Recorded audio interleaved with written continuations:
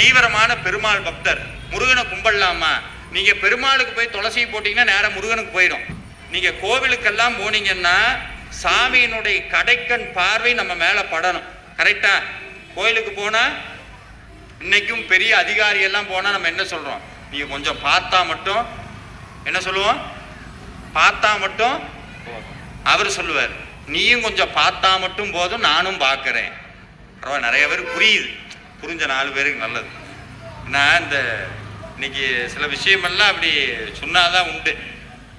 அப்படி சாமியினுடைய கடைக்கண் பார்வை நம்ம மேல பார்க்கணும். அதனாலதான் சிவபெருமான் வேறு முருகன் வேறு கிடையாது.